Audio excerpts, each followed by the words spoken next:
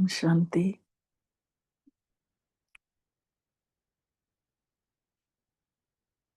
पाण सब महसूस कयूं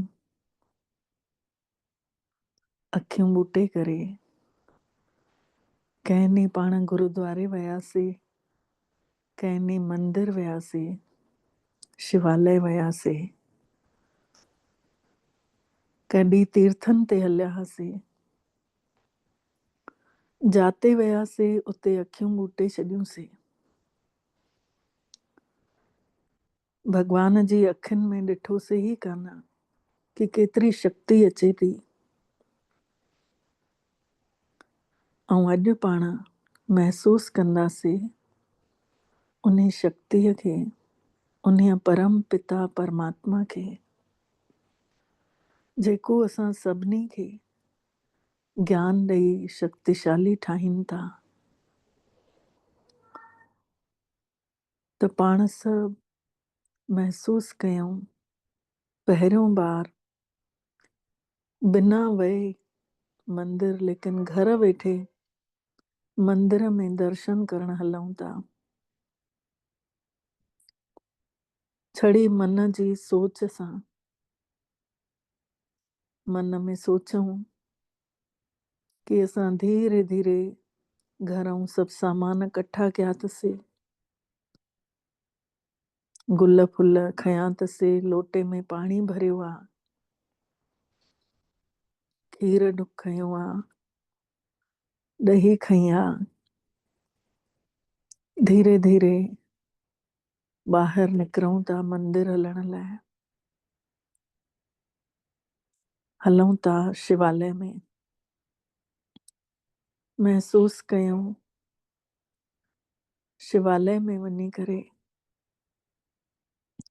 पाण सभु ॿाहिरि चप्पल लाथासीं, घंटी वॼाईसीं, परमात्मा पिता खे ॿुधायोसीं कि असां आया आहियूं। घंटी वॼाए अंदर वञूं था। धीरे धीरे शिवलिंग जे साम्हूं पहुचूं था। हली करे जल चढ़ायूं था। जल चढ़ाईंदे चढ़ाईंदे प्रार्थना भी कयूं था, हे परम पिता परमात्मा, जीअं हे पाणी निर्मल निर्मल साफ सुथरो हूंदो आहे, हिन पाणीअ सां केतिरी भी गंदगी धोऊं, हे पाणी पाण साफ हूंदो आहे, कॾहिं न गंदो थींदो आहे। ईअं ई मां तव्हांजी ॿार, मां भी आत्मा, तव्हां परम पिता परमात्मा जी मां ॿार आहियां। मुंहिंजो भी मन इन पाणीअ वांगुरु साफ करे छॾिजो। जीअं हे पाणी आहे निर्मल, तीअं मां भी निर्मल सभिनी सां सुठो हलंदी रहां। असां जल चढ़ाए गुल फुल चढ़ायूं था शिवालय में शिवलिंग ते। गुल चढ़ाइण महिल पाण सभु वरी प्रार्थना कयूं था, हे परम पिता परमात्मा, जीअं हे गुल खुशबू फैलाईंदा रहंदा आहिनि, चारों तरफ़ रूहानियत जी खुशबू फैलजंदी रहंदी आहे, ईअं ई मां आत्मा अॼु तव्हांजे मथां हे रंग बिरंगा गुल अर्पित कयां थी। हिननि जी खुशबूअ वांगुरु मां भी पंहिंजे गुणनि जी खुशबू फैलाईंदे रहां। मुंहिंजे गुणनि खे ॾिसी सभिनी खे प्रेरणा अचे, मिठड़ा परम पिता परमात्मा, असां धीरे सां खीर अर्पित कयूं था। खीर चढ़ाए करे ऐं वरी सां प्रार्थना कयूं था, कि हे परम पिता परमात्मा, जीअं हे खीर पवित्र हूंदो आहे, खीर जहिड़ी पवित्र शइ काई बि न हूंदी आहे, ईअं ई असांजो मन बि तव्हां वांगुरु ई पवित्र थी वञे। सभिनि जे लाइ असां आत्माऊं मन खे साफ़ रखूं, महसूस कयूं मन की मैल न तन ते जात, मन जी मैल निकिरंदी थी वञे। ऐं धीरे धीरे पाण ॾही बि चढ़ाईसीं। ॾही चढ़ाइण महिल बि पाण प्रार्थना कयूं था कि हे भॻवान, ॾहीअ जो तासीर थधो थींदो आहे, शीतल थींदो आहे। जीअं हीअ ॾहीअ जो तासीर थधो थींदो आहे, ईअं ई मुंहिंजो मन बि अंदरि थधो शीतल थी वञे। कॾहिं न क्रोध कयां, हमेशह शांत स्वरूप हुजां। महसूस कयूं असां परमात्मा पिता खे 4 ॻाल्हियूं चयूंसीं। हिकु त मन शीतल हुजे, मन थधो हुजे, मन पवित्र हुजे, मन निर्मल हुजे, ऐं आत्मा मां गुण फैलदा रहनि। असांजी प्रार्थना चई करे मथो टेकियूं था। जीअं ई शिवलिंग ते पाण मथो टेकियोसीं, तीअं ई मथो टेके ऐं उथियासीं त ॾिसूं छा था, परमात्मा जी जादूगरी शिवलिंग जी में जेका बिंदी लॻल हुई ॻाढ़े रंग जी, उन मां ॻाढ़ी ॻाढ़ी रोशनी निकिरण लॻी। इहा रोशनी मां आत्मा जे हिन निरड़ ते पइण लॻी, जाते तिलक लॻाईंदा आहियूं, हिते शिवलिंग मां निकिरंदड़ ॻाढ़ी रोशनी असां सभिनी आत्माउनि में समाइण लॻी। परम पिता परमात्मा जी महिरबानी असां सभिनि जे मथे ते, भॻवान जो आशीर्वाद, उन्ही जी कृपा वरसे थी। महसूस था कयूं परमात्मा जी कृपा एॾी सुहिणियूं ऐं शक्तिशाली किरणनि सां असां आत्माउनि खे परमात्मा जाॻाइनि था पिया। मिठड़ा ॿार करे असांखे प्यार भरियूं किरणां ॾियनि था। इन्हनि किरणनि सां असांखे ताक़त थी मिले, ऐं धीरे धीरे असां सभु आत्माऊं परमात्मा जो आशीर्वाद वठी करे उथूं था, मथो टेके ऐं पुजारीअ वटि वञी प्रसाद था वठूं। प्रसाद वठी मंदिर जे ॿाहिरि था निकिरूं। धीरे धीरे मंदिर जे ॿाहिरि निकिरी असां पंहिंजे मन सां अचूं था पंहिंजे पंहिंजे घर में, जाते पाण अची वेठा आहियूं, सोचूं था उन ई जॻह ते अची पाण सभु समाइजी था वञूं। पंहिंजे पंहिंजे निरड़ ते अची महसूस कयूं मन जी सोच सां असां पंहिंजे पुराणे घर में था वञी सघूं, पंहिंजे पेकनि था वञी सघूं, पंहिंजे साहुरे घर में वञी था सघूं, पंहिंजी मन जी सोच सां। लेकिन अॼु भॻवान वटि आया आहियूं मन जी सोच सां, घर वेठे दर्शन करे आया आहियूं। परम पिता परमात्मा जी ताक़त मिली आहे। भॻवान असां सभिनि जे मथां राज़ी थी वियो आहे। परमात्मा जी रहमत वरसे थी। घर वेठे सदके मां सदके गुरु पाण आया, गुरु पाण आया, लाया सजाया। असां सभिनी आत्माउनि खे सच्चो परम पिता परमात्मा सतगुरु असां आत्माउनि खे शक्ति भरण आया आहिनि। असां आत्माउनि खे सजाइनि था पंहिंजे गुणनि सां, पंहिंजे प्यार सां। धीरे धीरे असां सभु आत्माऊं परमात्मा जे सच्चे प्यार सां भरपूर था थींदा वञूं, शक्तिशाली था थींदा वञूं। महसूस कयूं धीरे धीरे असां सभु आत्माऊं पवित्र चमकूं था। निरड़ो असांजो चमकी वियो आहे। भगवान जी रोशनी मिली आहे, उन जी ॾात मिली आहे। परमात्मा जी ॾात सभ खे न मिलंदी आहे। महसूस कंदे पंहिंजे पंहिंजे शरीर में अची समाइजी था वञूं। मन जी सोच सां महसूस कंदे मिठड़े परम पिता परमात्मा खे शुकराना था चऊं। शुकराना तव्हांजा हे ईश्वर, हे भगवान। सची सुमत ईअं ई ॾींदे रहिजो जीअं असां तव्हांजो नाम ॾींहं राति मन में दिलि में समाए रखूं। ॾींहं राति तव्हांजी यादि में रहूं। हाणे असां सभु सम्झंदासीं कि इहा आत्मा शक्ति आहे केरु, काथे रहे थी हिन शरीर में।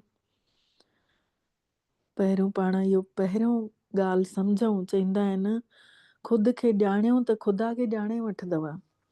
पंहिंजो पाण खे सुञाणियूं पहले कि मां आहियां केरु। मां हे शरीर त न आहियां, मां आहियां आत्मा। सरल अर्थ में अगरि चयो वञिजे त योग माना छा थींदो आहे? योग माना जुड़णु। माण्हूअ जो संबंध ॾिसो अलॻि अलॻि सां माण्हुनि सां आहे। कंहिंजो शयुनि सां संबंध आहे, कंहिंजो त देवी देवताउनि सां प्यार आहे, कंहिंजो सुख सुविधाउनि सां वधीक प्यार आहे, कंहिं त माण्हुनि सां संबंध रखियो आहे।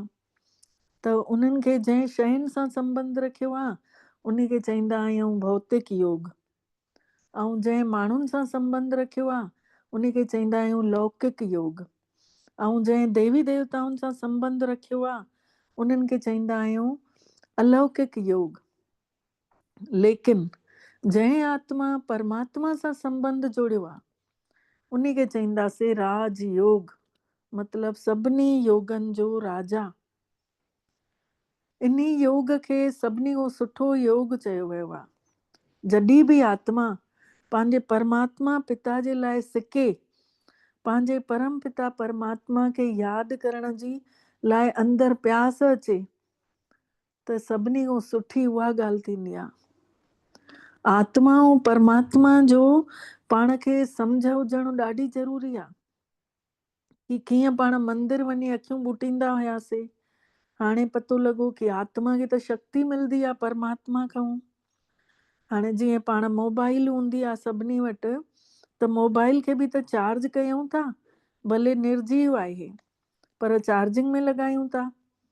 हथारूं पावर बैंक खणी हलंदा आहियूं, काॾे बि ॿाहिरि वेंदा आहियूं कि पावर बैंक गॾु हुजे, कि मोबाइल अगरि काथे डिस्चार्ज थी वञे त उते सम्झो असां पावर बैंक में लॻाए रखंदा आहियूं एक्स्ट्रा, भई असांखे मिलंदो रहे उहा मोबाइल डिम उहा न थिए, ख़ाली न थिए। त ॾिसो अॼु संसार में माण्हुनि खे चिड़चिड़ घणी थी पई आहे, घबराहट थी पई आहे, बेचैनी थी पई आहे, परेशान आहिनि, विघ्न अचनि था, समस्याऊं अची वियूं आहिनि, कोई जूं बीमारियूं अहिड़ियूं अची वियूं आहिनि। त केतिरा माण्हू परेशान था थियनि पिया। त इहो इन जी निशानी छा आहे? छोकी आत्माऊं ख़ाली थी वियूं आहिनि, परमात्मा जो प्यार कोन्हे अंदरि, उन जी शांती कोन्हे, उन जी शक्ति कोन्हे। आहियूं उन जा ॿार ऐं उन खां ई असां परे थी विया आहियूं। ऐं अहिड़नि माण्हुनि सां असांजा संबंध थी विया आहिनि जेके असांखे कुझु ॾियनि ई कोन था, हथारूं असांखां कुझु न कुझु वठनि था। मतिलबु अहिड़नि माण्हुनि सां संबंध थी वियो आहे जेके स्वार्थी आहिनि। त सभिनी खां पहिरियों असां पंहिंजे मन खे कंट्रोल कयूं, मन जा राजा ठही वञूं। चवंदा आहिनि न दुनिया में कि मन खे जीते ही जगत खे जीते सघंदासीं। सुखमनी जे पाठ में भी लिखियल अथव, मन साचा मुख साचा सोई, जंहिंजो मन सचो हूंदो उन्ही जे मुख मां ही सचियूं ॻाल्हियूं निकिरंदियूं। ऐं चवंदा आहिनि, ॾिसो भॼन भी माण्हू ॻाईंदा आहिनि, मैली चादर ओढ़ के कैसे द्वार तुम्हारे आऊं। मन जंहिं महिल मेरो आहे, असांखे पतो आहे मन मेरो बि परमात्मा ताईं न हली सघंदो। त चवंदा आहिनि न माण्हू कि मन भटके थो, जीवन में छा कयूं, मन वश में नथो अचे। थोरो पाण पंहिंजे मथां ध्यानु कयूं कि हे मन काॾे काॾे डुके थो। भॻवान जेॾी महिल भॻवान जे साम्हूं हुजऊं था, तेॾी महिल उन जो पीछो कयूं कि मन अक्सर कंहिं न कंहिं इंद्रिय जे कढ हूंदो आहे। कुझु मन अहिड़ो मान लो सम्झी था वठूं, कुझु कंहिंजे लाइ अहिड़ा शब्द निकिरी विया मुंहं मां, पोइ पाण पछताईंदा आहियूं। पोइ पंहिंजे मन जी सोच थी ऐं मुंहं मां अहिड़ा शब्द निकिता। पोइ जंहिं महिल भॻवान वटि वेहंदासीं पूजा पाठ करण, तंहिं महिल अचानक उहे ई ॻाल्हियूं यादि ईंदव, मुख मां अहिड़ियूं ॻाल्हियूं निकिरी वियूं। पोइ माण्हू पछताईंदा, हथ में भले माला हूंदी, सिमरे थो, लेकिन मन जेको आहे इंद्रियनि जे कढ डुके थो। पोइ पश्चाताप थो हले तेॾी महिल। इन्ही तरीक़े सां ही कोई भी कम में पाण व्यस्त था थी वञूं, उन महिल पाण उन ॻाल्हि खे भुलिजी था वञूं। लेकिन जंहिं महिल पाण पूजा पाठ करण वेहंदासीं, परमात्मा खे यादि करण वेहंदासीं, पोइ उहा ॻाल्हि जेका गुज़री वई आहे न, उहे सॼियूं ॻाल्हियूं दिमाग़ में हलणु चालू थी वेंदियूं आहिनि। फलाणे ने छा चयो हुयईं, त अगरि असां तेॾी महिल चेक कयूं कि असांजो मन काॾे काॾे थो डुके, मतलब अखियूं जेका भी सीन ॾिसनि थियूं न, उहो अंदरि ॼणो कैद थी वञे कैमरे में। त जीअं मन शांत करण लाइ पाण भॻवान वटि वेहूं था, ऐं होॾऊं कुझु न कुझु अहिड़ो सीन थो अची वञे, हिक खां पोइ ॿियो, ॿिए खां पोइ टियों, पोइ वरी टाइम ई गुज़री थो वञे, असां वेठा हुआसीं भॻवान खे यादि करण, पोइ बसि पोइ मन खे दोषी था ठाहे छॾियूं। चवंदा आहियूं मन ॾाढो दुष्ट आहे, मन ॾाढो पापी आहे, मन ॾाढो नीच आहे, असांजे वश में नथो थिए। अॼु माण्हू इंसान जेको आहे इंद्रियनि जो गुलाम थी वियो आहे, इन करे परेशान थो हुजे। माण्हू सोचण लॻे थो कि मन खे वश करण लाइ कोई माण्हू जीअं सन्यासी वेंदा आहिनि जंगलनि में, कंहिं गुरूअ जी शरण में वञिणो पवंदो, पर पाण घर में रही करे मन खे वश में करे सघंदा आहियूं। गीता में भॻवान ने ईअं न चयो अथई अर्जुन खे कि तूं घर गृहस्थ छॾे करे जंगलनि में वञ, गुरू जी शरण वञ त मां तोखे मिलंदो मैं। कॾहिं न चयो अथऊं। गीता शास्त्र ही हिकु अहिड़ो शास्त्र आहे जंहिंमें गृहस्थ जीवन में रहंदे इहा विद्या पाण सिखी सघंदा आहियूं कि मन खे कीअं वश कयूं। गीता शास्त्र जो ही सच्ची गीता आहे जंहिंमें ध्यानु लॻाइण सिखाए थो। श्री कृष्ण ॿुधाए थो अर्जुन खे, अर्जुन जो मन वश में नथो थिए। आख़िरीअ में हो सम्झाएसि थो एॾो कि भई 18 अध्याय में वञी सम्झ में अचेसि थो, हा मां शरीर न आहियां, हे शरीर जो नालो आहे अर्जुन, ऐं मां त आत्मा आहियां। 18 अध्याय में सोचूं पाण हिन महिल बीमार बि कोन आहियूं, स्वस्थ आहियूं, हर पंहिंजा कन बि ठीकु आहिनि, अखियूं बि ठीकु आहिनि, मुंहुं बि सुठो आहे, त हिन महिल अगरि पाण न सम्झंदासीं कि ध्यानु कीअं लॻाइजे, पोइ पाण कीअं सम्झी सघंदासीं।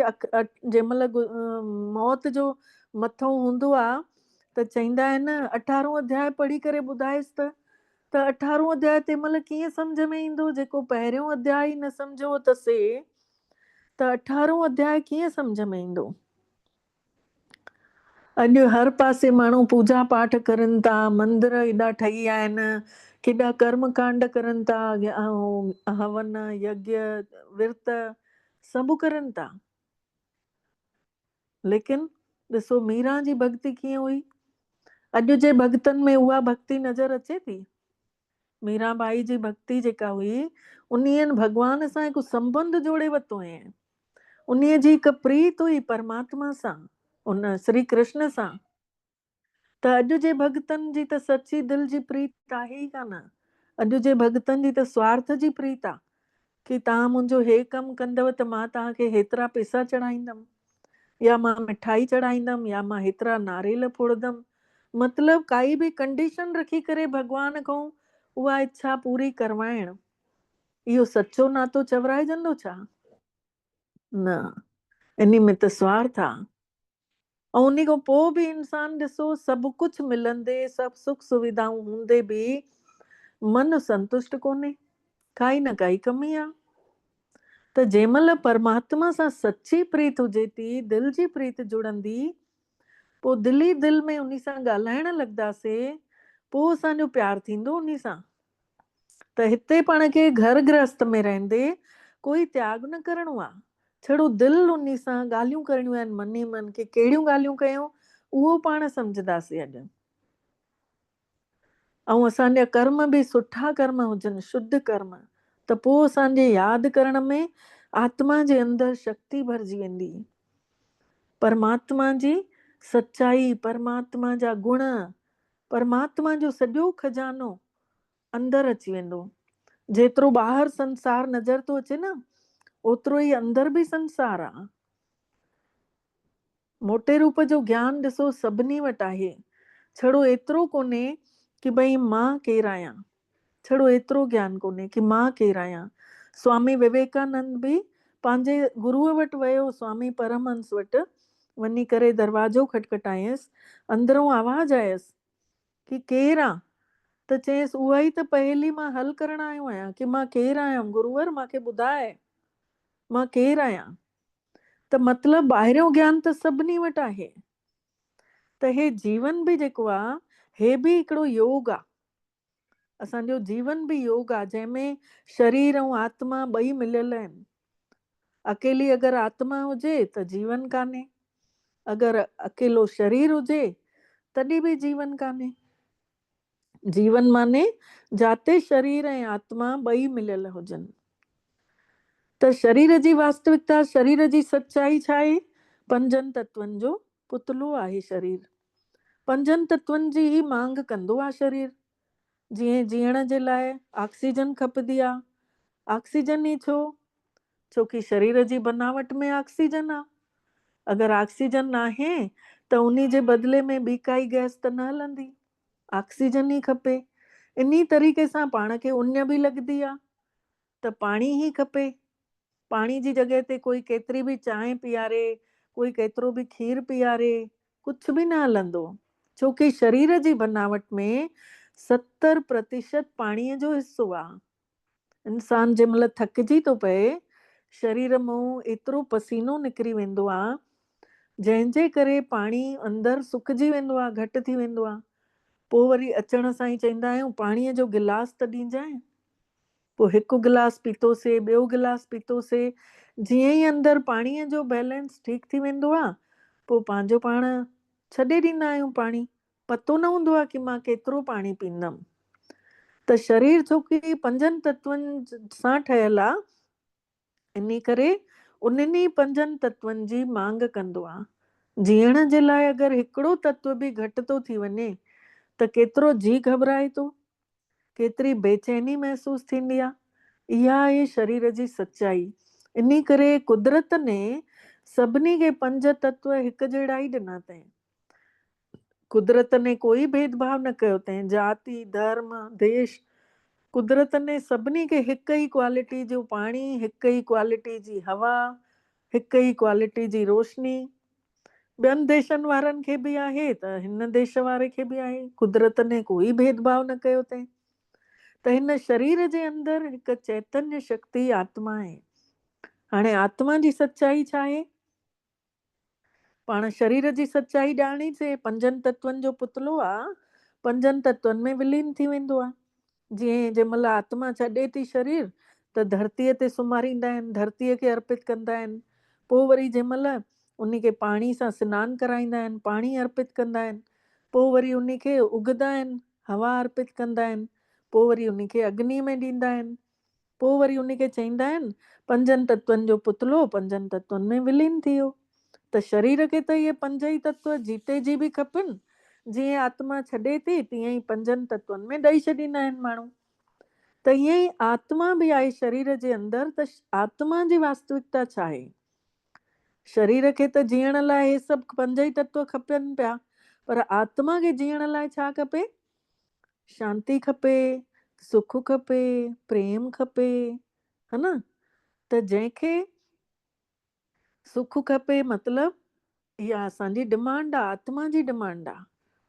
ऐं आत्मा जे लाइ छड़ो सुख शांति काफ़ी कोन्हे, आत्मा जे लाइ 7 शयूं ज़रूरी आहिनि। जीअं शरीर खे 5 तत्व खपनि न, तीअं ई आत्मा खे 7 शयूं खपंदियूं आहिनि। उन्ही सां ई हे जीवन जेको आहे न सचो ठही वेंदो आहे। 7 गुण हूंदा आहिनि आत्मा में, उन्ही करे आत्मा खे न सतो गुणी चईंदा आहिनि। त उहे 7 गुणनि जो सार छा आहे? हाणे उहे 7 गुण पाण सम्झंदासीं कहिड़ा कहिड़ा आहिनि। इहा ई सच्चाई आहे आत्मा जी कि उन में इहे 7 गुण हूंदा आहिनि। त पहिरियों गुण हूंदो आहे आत्मा जो गुण शांति। ॾिसो कंहिंखे बि चईंदासीं न सॼो ॾींहुं क्रोध कर त कोई न करे सघंदो आहे, लेकिन उन खे चईंदासीं न कि शांतीअ में वेह सॼो ॾींहुं त वेही रहंदो। छो? छोकी उहा शांत स्वरूप आहे, आत्मा जो गुण आहे न उहो शांति। जीअं पाणीअ जो गुण हूंदो आहे शीतलता, थधोपन। पोइ पाणीअ खे ॾिसो पाण केतिरो बि बॉइल कंदा आहियूं, गैस बंदि कयूं त पाणी वञी हिकदमि 0 सेंटीग्रेड ते पहुची वेंदो आहे, हिकदमि शीतल थी वेंदो आहे। ईअं ई आत्मा केतिरो बि पाण गुस्सो कयूं, आख़िर ॾिसो उन खे वणंदी उहा ई शांती आहे। छो? छोकी आत्मा जो गुण आहे। ॿियो गुण हूंदो आहे आत्मा जो, आत्मा प्रेम स्वरूप हूंदी आहे। चईंदा आहिनि 2.5 अखर प्रेम का पढ़े सो पंडित हुए। जंहिं आत्मा शब्द बि ॾिसो 2.5 अखरनि जो आहे। जंहिं महिल पाण पंहिंजो पाण खे शरीर था सम्झूं त पोइ गुस्सो था कयूं, अरे फलाणी हीअं थी हले, अरे हिन सां मां हमेशह सुठो हली आहियां, हीअं मूंसां हीअं कंदी मूंखे ख़बर ई न हुयो। पोइ ईअं करे पाण उन जे मथां गुस्सो बि कयूं था। पर आत्मा जो गुण आहे प्रेम। अगरि पाण ॿाहिरि अणॼाण माण्हू सां बि अगरि पाण मुस्कुरायूं था त अॻिलो माण्हू बि मुस्कुराए थो पियो, ऐं मुस्कुराईंदे उहे असांखे उहो मन में सोचे थो, लॻे थो सुञाणे थी तॾहिं त मुस्कुराए थी। ऐं अगरि असां उन खे अणॼाण माण्हू खे ई कुझु बि चिल्लायूं था पिया त उहो 2 ॻाल्हियूं ॿियूं चिल्लाईंदो कि भई छो तुंहिंजो थो खावां छा? मतलब असां प्रेम विरायोसीं त प्रेम डबल थी मिलंदो, ऐं अगरि गुस्सो विरायोसीं त गुस्सो बि काॾों न काॾों रिटर्न थी ईंदो। त असां ॾियूं छा था? त हिकिड़ो प्रेम हूंदो आहे ॿाहिरियों प्रेम, जेको माण्हू ॾेखारींदा आहिनि, माला फेरींदा आहिनि, कोई कुझु कंदा आहिनि, पर सचो प्रेम परमात्मा खे सचो प्रेम में जेको हूंदो आहे न उहो वणंदो आहे। ॿाहिरें प्रेम वारा न वणंदा अथसि, उहे दिखावो सम्झी वेंदो आहे। चईंदा आहिनि भॻवान जे भॼन में आहे, उसके आगे चले नहीं चालाकी। जेके चालाक माण्हू हूंदा आहिनि न उहे उन्हनि जे अॻितो न हली सघंदा आहिनि। जेके सिधा साधा भोला भाला जेके सच सां प्यार कंदा आहिनि उहे ई परमात्मा खे बि वणंदा आहिनि। त ॿाहिरीं संसार में अची माण्हू स्वार्थी थो थींदो वञे, सचे प्रेम खे विसरी वियो आहे। त जंहिंमहिल आत्मा सम्झूं था पंहिंजो पाण खे त असांजे अंदरूं बि उहो सचो प्रेम जागे थो, सभिनी जे मथां पोइ दया कृपा करुणा वरसे थी पई पंहिंजो पाण। त इहो ॿियो गुण थियो आत्मा जो, आत्मा प्रेम स्वरूप थींदी आहे। टियों गुण हूंदो आहे आत्मा जेका आहे सुख स्वरूप आहे। सुख स्वरूप त हिकिड़ो थींदो आहे ॿाहिरियों सुख जेको नज़र थो अचे, कंहिंखे टीवी कूलर पंखो नयो घर मिली वियो, केतिरा ॾींहं सुख उहो। ऐं हिकिड़ो हूंदो आहे अंदरियों सुख, जेको चईंदा हुयासीं कि अति इंद्रिय सुख जेको शास्त्रनि में लिखियल आहे, अगरि अति इंद्रिय सुख पुछणो अथव त गोप गोपिन खां पुछो। जेके गोप गोपियूं जेके श्री कृष्ण सां रहंदा हुया, त चईंदा न आहिनि कि डुकदा डुकदा वेंदा हुया उन जी मुरली ॿुधण, 7 कम छॾे करे भॼदा हुया। त इहा कहिड़ी मुरली? त परमपिता परमात्मा हिन महिल असां आत्माउनि खे इहा सम्झ ॾियण आयो आहे कि तव्हां 7 गुणनि सां भरपूर आहियो, पंहिंजा गुण यादि कयो। पंहिंजा गुण यादि कयो, मां शांत स्वरूप आत्मा आहियां, मां प्रेम स्वरूप आत्मा आहियां। तव्हांखे अंदरि न क्रोध ईंदो ई कान। क्रोध जे मथां विजय प्राप्त करण लाइ, क्रोध जे मथां शक्ति प्राप्त करण लाइ पाण पंहिंजे स्वरूप खे पहचानियूं कि मां आत्मा सुख स्वरूप आहियां।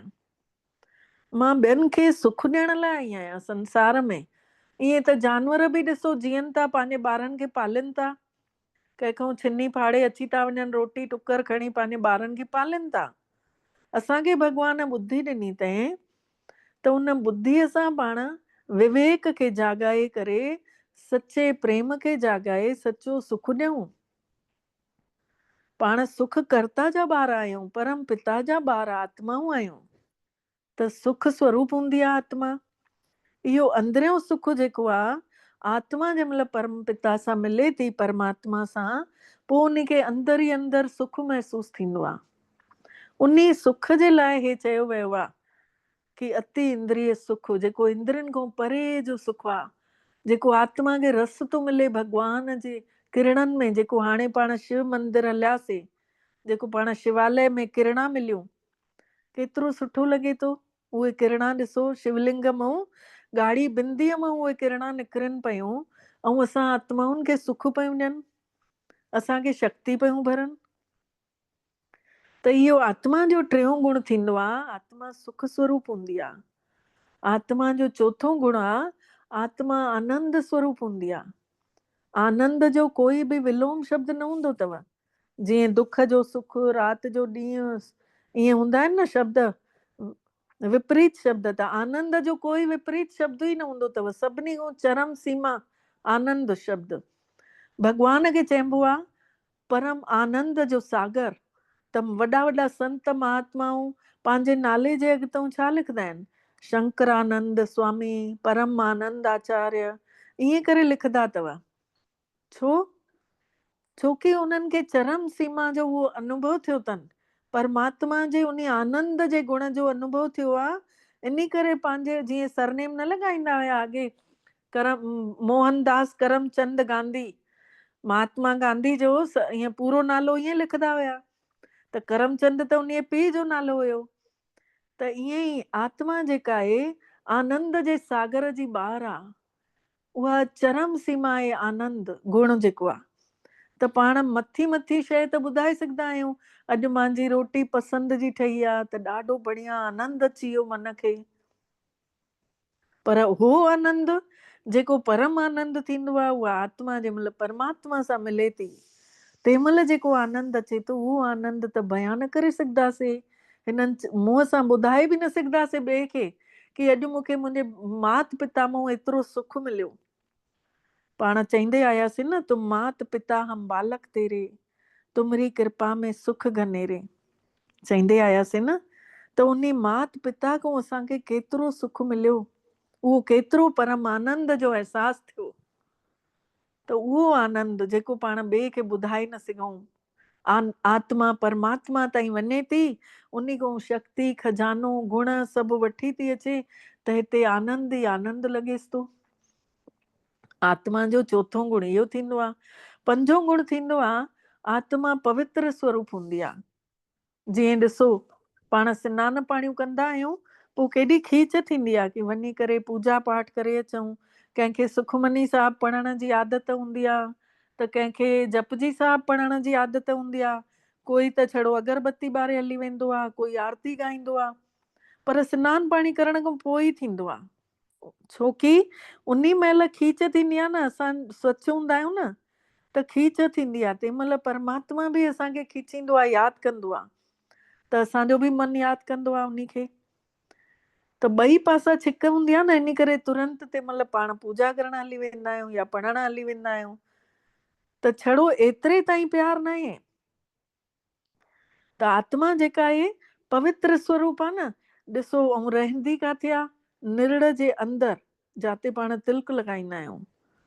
त ॾिसो, जंहिं महिल बि ब्रेन एम्ब्रेस थींदो आहे कंहिंजो, त क्लॉट्स ॼमी वेंदा आहिनि, ऐं क्लॉट्स ॼमंदा आहिनि त गंदगी थींदी आहे अंदरि, त पोइ आत्मा निकिरण खे कंदी आहे। तव्हां ॾिठो हूंदव कि आत्मा न ब्रेन हेमरेज थियण खां पोइ या त माण्हू कोमा में हली वेंदो आहे या त शरीर छॾे ॾींदी आहे आत्मा।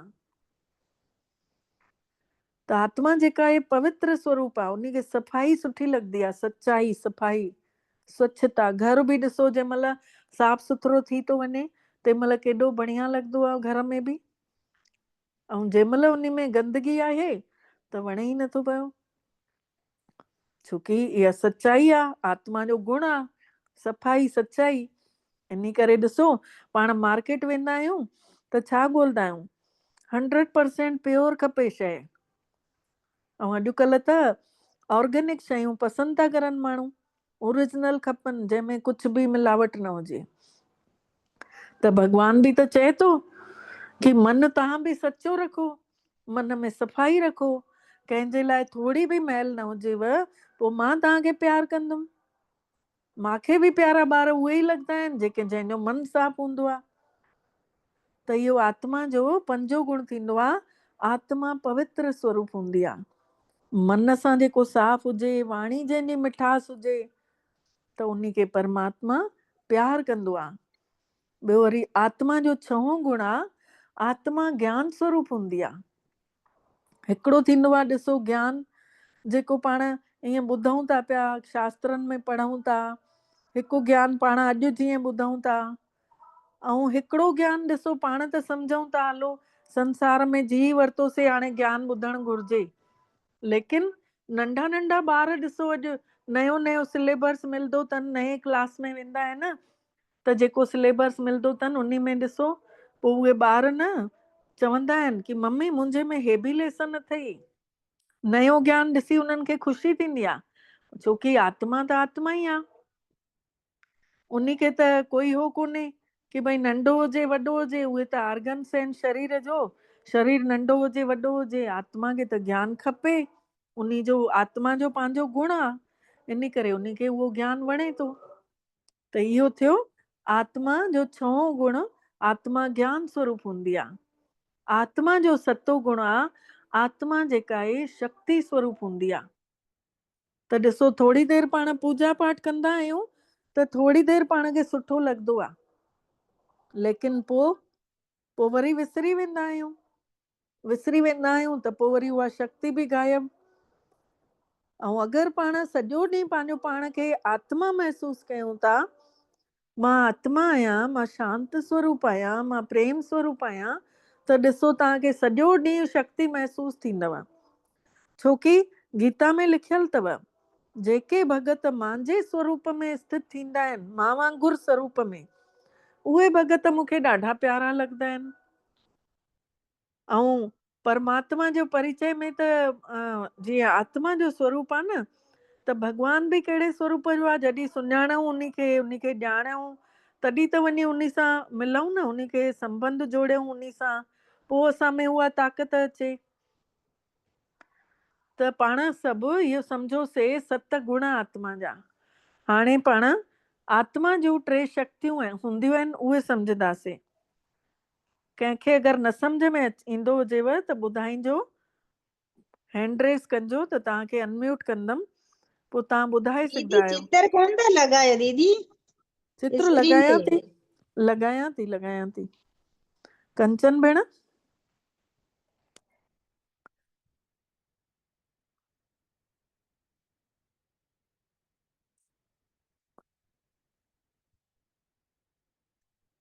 त आत्मा जा इहे थिया 7 गुण।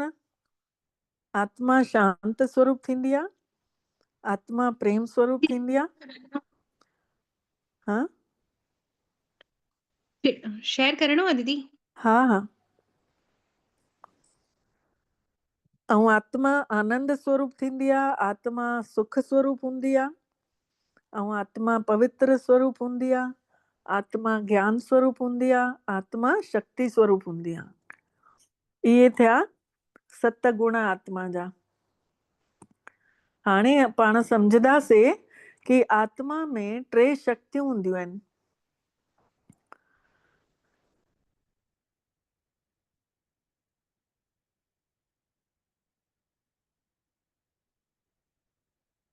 घणाई माण्हू चवंदा आहिनि न सुकी दाल रोटी हलदी, पर असांखे शांती खपे, शांतीअ सां असां रहण था चाहियूं। 56 प्रकार जा आइटम माण्हू रखनि ऐं अशांती हुजे घर में त वणंदी छा? हिकु शइ बि अंदरि न वेंदी। चईंदासीं न लूणु फुल्को खाई वठंदासीं भाई, पर शांतीअ सां कोई खाराए त रोटी त शरीर जी ज़रूरत आहे, लेकिन शांती जेका आहे आत्मा जी ज़रूरत आहे। इंसान चए थो अगरि महल न बि हुजे, नंढड़ो घर बि हुजे, लेकिन सुख सां जीअणो आहे, त सुख बि आत्मा जी ज़रूरत आहे न। ऐं घर जेको आहे, घर आहे शरीर जी ज़रूरत, पर सुख जेको आहे आत्मा जी ज़रूरत आहे। त महल माड़ियूं न हुजनि भले, पर अंदरि मन शांत हुजे त पोइ सुख जी महसूस था थींदी। त केतिरा बि सुख सुविधाऊं हुजनि ऐं ॿिया सुख सुविधाऊं साधन हुजनि ऐं अंदरियों सुख न हुजे त उहो घर बि कहिड़े कम जो। केतिरा बार माण्हू आत्महत्या बि करणु चाहींदा आहिनि, उन खां आत्महत्या करण जो कारण पुछूं न, कहिड़ी शइ जी कमी हुई तो वटि, छो पियो मरणु चाहीं, त उहो इहो ई चईंदो आहे ईश्वर जी कृपा सां न असां वटि सभु कुझु आहे, पर जीवन में न शांती कोन्हे, सुख कोन्हे, टेंशन ॾाढी आहे, ॾाढा दुख आहिनि, इहो बि कोई जीवन आहे? पोइ ईअं माण्हू चईंदा आहिनि। मतिलबु हर आत्मा चाहे थी सुख हुजे, शांती हुजे, प्रेम हुजे, आनंद हुजे, है न। त ॾिसो हिन में चित्र में ॾेखारियो वियो अथव आत्मा जूं 3 शक्तियूं आहिनि। आत्मा हिकदमि पॉइंट ऑफ लाइट आहे, ऐं हे शरीर ॾेखारियो अथई ढांचो, हड्डी मांस जो पुतलो, ऐं हेॾे आहे शरीर पूरो जीअं पाण आहियूं। त केतिरी बि सुहिणी कार हुजे, उन में ड्राइवर कोन्हे त बेकार आहे, ऐं अगरि केतिरो बि सुहिणो इंसान आहे उन में आत्मा कोन्हे त बेकार आहे। त इन जे करे आत्मा जो पूरो ज्ञान हुजणु ज़रूरी आहे, तॾहिं पोइ उहो न अॻिते वधी सघंदासीं, तॾहिं परमात्मा खे बि दिलि सां पाण यादि करे सघंदासीं। त हाणे पाण सम्झंदासीं आत्मा में 3 शक्तियूं हूंदियूं आहिनि। हिकु त थींदो आहे मन, ॿियो बुद्धि, जाते तिलक लॻाईंदा आहियूं न, इन जे मथां बुद्धि हूंदी आहे, ऐं हे किनारे में अञा 3 जेका आहे इहे संस्कार, मतिलबु आदतां। मन जेको आहे सोचण जो कमु कंदो आहे, ऐं बुद्धि जेका आहे उहा तोरींदी आहे कि भई मां सही सोचां थी कि न सोचां थी। ऐं संस्कार जेका आदत थी थींदी वञे, आदत थियूं ठहनि, उहे सभु संस्कार चवराइजंदा आहिनि। त सुबुह सुबुह सां पाण उथंदा आहियूं त सुठा वीचार बि मन में हलंदा आहिनि ऐं बुरा वीचार बि ईंदा आहिनि, ज़रूरी कम जूं ॻाल्हियूं बि यादि ईंदियूं आहिनि ऐं फालतू जा वीचार बि ईंदा आहिनि मन में। त ईअं छोकी मन जेको आहे सोचण जो कमु कंदो ई रहंदो आहे न ॾींहं राति। राति जो बि सुम्हो, जेको सोचे सुम्हंदव उहो ई सुबुह जो यादि ईंदव। पोइ सुबुह सुबुह सां चईंदासीं अड़े मूंखे टेंशन थी वई आहे, या मुंहिंजो मथो भारी थी वियो आहे, छोकी राति जो तव्हां समस्या जे बारे में सोचे करे सुम्हियव त सुबुह जो उहा ई खड़ी थी वई। त असां अगरि सुठी सोच ॾियूं, मन खे अगरि पाण पकड़ाए छॾियूं भॻवान जे स्वरूप खे, भॻवान जी जॻह जाते भॻवान रहे थो, त पोइ मन खे सोचण लाइ पावरफुल शइ मिलंदी, त पोइ उहो मन जेको आहे भॼंदो ई कान। जीअं ॿार आहे कोई बि, त हथ में ब्लेड पकड़ियल हुजेसि, पाण चईंदासीं छॾ लॻी वेंदे त अञा पकड़ींदो कसके। ऐं अगरि पाण उन खे अॻितों खेॾाणा रखंदासीं, उन जे अॻितों चॉकलेट रखंदासीं, त ॿार झटि उन ब्लेड खे छॾे ॾींदो ऐं अची चॉकलेट खणी वठंदो। त ईअं ई मन बि जेको आहे न नंढो सो ॿार आहे, ईअं सम्झूं। ऐं मन खे मोल्ड करण लाइ, मन खे मनाइण लाइ पाण खे उन खे कुझु न कुझु अहिड़ी सुठी शइ पकड़ाइणी आहे जंहिंमें उहो मन जेको आहे तृप्त थी वञे, उन में शक्ति थी भरिजी वञे, त पोइ उहो हेॾे होॾे विचरे कोन थो, पोइ भॼे कोन थो। त मन खे पकड़ाईंदासीं परमात्मा जो स्वरूप ऐं परमात्मा जी जॻह काथे रहे थो भॻवान, पोइ मन काॾे बि न भॼंदो। पोइ मन खे मिलण लॻंदो न प्यार, शांती, सुख, आनंद, शक्ति, त पोइ मन काॾे बि न भॼंदो आहे। ॾिसो जेका लेडी डायना हुई, राजकुमारी चवराइजंदी हुई न, त उन्ही खे कंहिं भौतिकता या साधननि जी कमी न हुई, लेकिन छा उहा पंहिंजे जीवन में ख़ुशि हुई? उन्ही खे छा कमी हुयसि पंहिंजे जीवन में? प्रेम न हुयसि, बसि शांती न हुयसि। त उन्हीअ पंहिंजी राजाईअ खे ठुकराए छॾियईं ऐं उन्ही चयईं, जाॾे मूंखे प्रेम मिलंदो, जाते मूंखे शांती मिलंदी, मां ओॾां ई वेंदमि। मतिलबु जीवन जो अर्थ इहो थियो त मन जेको आहे सोचींदो आहे ऐं बुद्धि जेका आहे तोरींदी आहे कि भई मां सही सोचां थी कि ग़लति, ऐं आदतां ठहंदियूं वेंदियूं आहिनि। त सुबुह सुबुह जो पाण खे सुभाणे पाण सम्झंदासीं परमात्मा जो परिचय। परमात्मा काथे रहे थो ऐं असां उते कीअं वञूं? असांखे उन जी एड्रेस, उन जो स्वरूप, जीअं जो आत्मा जो स्वरूप सम्झोसीं। आत्मा हिकदमि पॉइंट ऑफ लाइट हूंदी आहे, सूक्ष्म हूंदी आहे, बिंदु सितारे वांगुरु, ऐं हेॾे वॾे शरीर खे हलाए थी आत्मा। हेतिरी सूक्ष्म आत्मा हेॾे वॾे शरीर खे खणी हले थी पई सॼो ॾींहुं, त उहा पाण केतिरी ताक़तवर हूंदी आहे। पहिरियों ॾिसो, एॾा वॾा वॾा रिकॉर्ड प्लेयर ईंदा हुया, उन में माण्हू गाना भरदा हुया। वरी उन खां पोइ वॾा वॾा हो आया, इहे टेप ईअं खणी करे वञण वारा। वरी CD प्लेयर अची विया, वरी धीरे धीरे पेन ड्राइव अची विया। हाणे त नंढा नंढा सिम में ॾिसो केॾा गाना माण्हू विझराए थो छॾे। त आत्मा एतिरी सूक्ष्म, उन में केॾो लंबो चौड़ो पार्ट विधल आहे, जे बचपन खां वठी ॻाल्हियूं यादि थींदियूं थी वञनि वेंदे बुढ़ापे ताईं, कि भई मां बचपन में हीअं हुयुमि, मां बचपन में हे कयो, मां जवानी में हे कयो।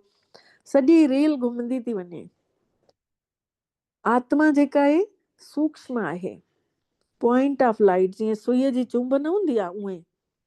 ऐं आत्मा खे डॉक्टरनि ऐं वैज्ञानिकनि सोचियो हुयो कि भई असां इन खे ॾिसंदासीं, कुदरत सां केरु माण्हू पहुची सघंदो आहे? अॼु साइंस ने केॾी बि तरक़ी कयईं, पर अॼु ॾींहं ताईं एतिरो न पहुची सघिया कि आत्मा घुसे केॾी महिल थी अंदरि ऐं निकिरे केॾी महिल थी शरीर मां। भॻवान सां बाक़ी सभु तरक़ी करे वरिती अथऊं, इहो न खे इन जी चाबी परमात्मा ने न ॾिनी अथई कंहिंखे बि हथ में। न त इंसान एतिरो स्वार्थी प्राणी आहे कि इन शइ मूंखे बि पंहिंजे हथ में खणी वठंदो। त असां सभु जेके आहियूं शरीर न आहियूं, आत्मा आहियूं। पंहिंजो पाण खे, अॼु जो असांजो होमवर्क आहे, पंहिंजो पाण खे असां आत्मा सम्झंदासीं। सुभाणे 12 बजे ताईं जंहिं महिल वरी सां ज्वाइन थींदासीं न, त बार बार पंहिंजो पाण खे आत्मा महसूस कंदासीं। त अॼु पाण इन आत्म स्वरूप जी थोड़ी देर मन में बुद्धीअ में सोचूं था पिया। मन जी सोच सां महसूस कयूं था कि मां आत्मा ॾाढी सूक्ष्म निरड़ ते वेठल आहियां, सितारे वांगुरु चमकां थी। पंहिंजे पाण खे महसूस कयूं, मां आत्मा हिन शरीर जे सभिनी खां ऊचे स्थान ते वेठल आहियां, जाते तिलक लॻाईंदा आहियूं, इते मां आत्मा वेठी आहियां। मां आत्मा परम पिता परमात्मा जी संतान आहियां। परमात्मा पिता ने मांखे हिन धरतीअ ते पंहिंजो रोल अदा करण लाइ मोकिलियो अथई। मां सभिनी खे सां निभाइण आई आहियां। महसूस कयूं, मां आत्मा चमकां थी पई निरड़ ते, ऐं परम पिता परमात्मा जूं सुनहरियूं सुनहरियूं किरणा, सिज जी रोशनी जहिड़ियूं किरणा मथों अचनि थियूं पयूं। जीअं बारिश थींदी आहे, तीअं ई मुंहिंजे मथों परमात्मा जी रहमत वरसे थी। परमात्मा पिता जी करुणा वरसे थी। अनुभव कयूं, भगवान दया जो सागर आहे। मां आत्मा उन्ही करुणा जे सागर जी ॿार। मां आत्मा में परम पिता परमात्मा जो प्यार लहे थो अंदर ई अंदर महसूस कयूं। सोन जहिड़ियूं किरणा लहंदे लहंदे मां आत्मा में भरजंदियूं थी वञनि ऐं मां आत्मा इन्हनि किरणनि सां ताक़त वारी थींदी थी वञा। मां आत्मा में भगवान जो प्यार तो लहे किरणनि सां। इहो प्यार मां आत्मा खे शक्ति तो भरींदो वञे। महसूस कयूं सच्चे प्यार खे पाए करे मां आत्मा धन्य धन्य थी वई आहियां। मां ॾाढी भागन वारी आत्मा आहियां जे मूंखे मिठड़ो बाबू मिलियो आहे, मिठड़ो परम पिता परमात्मा मिलियो आहे। पंहिंजे सच्चे प्यार सां मांखे सिंगारण आयो आहे। भगवान जे गुणनि सां मां आत्मा इन सोन जी किरणनि में भरपूर थी थींदी वञा। मां आत्मा जो मन शांत तो थींदो वञे। परमात्मा जो किरणनि में प्यार समायल आहे। मुंहिंजी बुद्धि भगवान जी किरणनि सां साफ थींदी थी वञे। बुद्धि दिव्य थी थिए। धीरे धीरे मुंहिंजा आदतां बि सुठियूं थी थींदियूं वञनि, श्रेष्ठ थी थींदियूं वञनि। मां आत्मा में शक्तियूं भरजदे भरजदे मन बुद्धि ऐं संस्कार बि शक्तिशाली था थींदा वञनि। मन पावरफुल थी वियो आहे। बुद्धि साफ थी वई आहे। कंहिंजे लाइ दिमाग़ में कुछ भी कचरो कोन्हे। तन मन धन सब कुछ है तेरा, तेरा तुझको अर्पण करे छॾियऊं। मिठड़ा परम पिता परमात्मा हे तन भी तव्हांजो ॾिनल आहे। हे मन भी तव्हांजो ही ॾिनल आहे। तव्हांजी ही सेवा में लॻे थो। ऐं जंहिं भंडारे मां मुंहिंजी पालना थी थिए इहो भंडारो भी तव्हांजो ही ॾिनल आहे। भोलेनाथ शिव परमात्मा जा भंडारा भरपूर, काल कंटक दूर। मुंहिंजो परम पिता शिव बाबा मां आत्मा खे प्यार वरसाए रहिया आहिनि ऐं मां आत्मा इन्ही प्यार खे खणंदे मिठड़े बाबल खे शुकराना चवां थी। बाबल मिठड़ा तव्हांजा शुकराना जे तव्हां मूंखे इहो अनुभव करायो आहे। असां सभिनी जो भाग्य जाॻायो आहे। ओम शांति, ओम शांति, ओम शांति।